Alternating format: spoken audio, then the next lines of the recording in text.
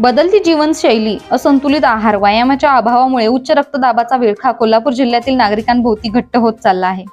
जिल्हा आरोग्य विभागाच्या एका अहवालानुसार जिल्ह्यातील 30 वर्षांवरील 5,76,000 जणांना उच्च रक्तदाबाचा त्रास आहे. उच्च रक्तदाबामुळे गंभीर हृदयविकार, मेंदूविकार आणि किडनी विकार होण्याचा धोका असून गेल्या 3 वर्षात या आजारांमुळे 2,551 जणांचा मृत्यू झाला आहे.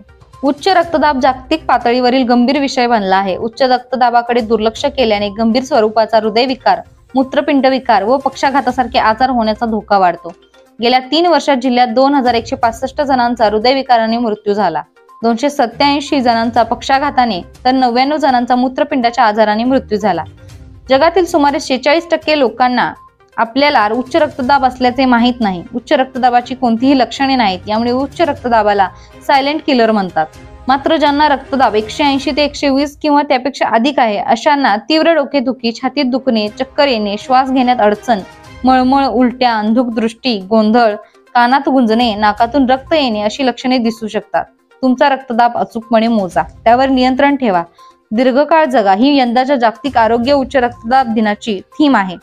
उच्च रक्तदाब नियंत्रणात आणण्यासाठी संतुलित व कमी मीठयुक्त आहार, वजन कमी व नियंत्रणात, नियमित व्यायाम व तंबाखू, मद्यपान सेवन टाळणे गरजेचे आहे.